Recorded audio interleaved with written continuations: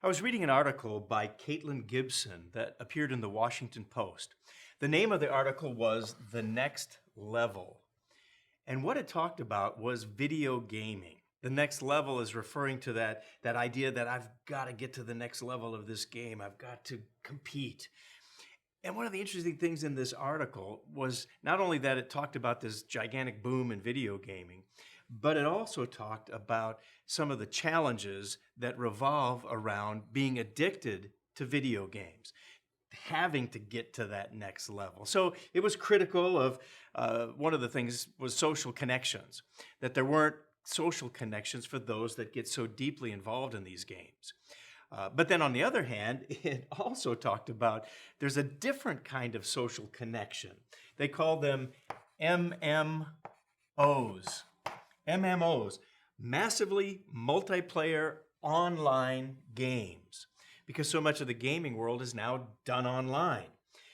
Now, what the article pointed out is that there are many parents that are worried about the fact that their kids are getting more and more involved in these games and more compulsively devoted to gaming.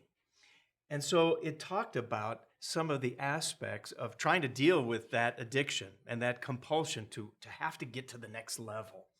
And so as it talked to different experts about this, one of the experts they talked to was the founder of the Center for Internet Addiction. Her name is Kimberly Young. She said something that was pretty startling. She said, a modest estimate might be that more than 5% of American kids are suffering from internet addiction. She said, we know it's a big problem. Now, 5% doesn't sound like much, but you add up all the kids in America, that's a huge number. And in fact, another therapist, Kim McDaniel, said this: we have a generation of teens and kids that have become so lonely. And it points to the fact that they are so compulsively addicted to the games that that's their focus. That's what centers them in their life. And it's depleted them from real relationships. So what do you do about it?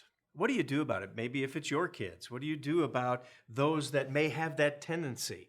You see, one of the things that becomes clear is addiction, that we normally think of. We may normally think of substance abuse or alcohol abuse or some kind of drug abuse. This is a real thing as well. These are real things, and addictions are real. And the Bible tells us we've got to get help. The first thing, if you're addicted, is you've got to get the help that you need. One of the things the Bible talks about when it deals with the kind of behavior that we're supposed to have, Colossians 3, 8 through 10, deals with some of these things. While not talking about addiction specifically, it does say that you yourselves are to put off these things. Of course, it doesn't mention video games or even alcohol or drugs for that matter, but it gives a list of a number of things that we're supposed to cut out of our life.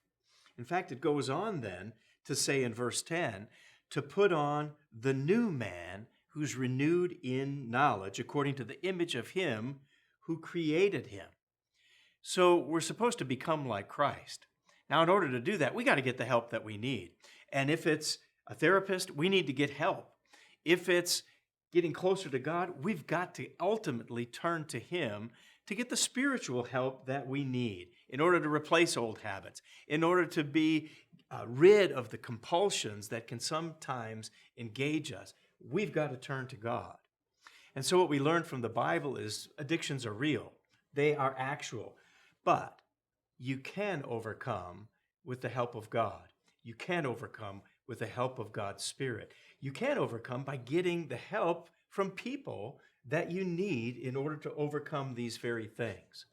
So remember, God has given us and promises to give us the help that we need to overcome any addiction, not just gaming addictions, but any addiction, and especially probably the biggest addiction every human being has.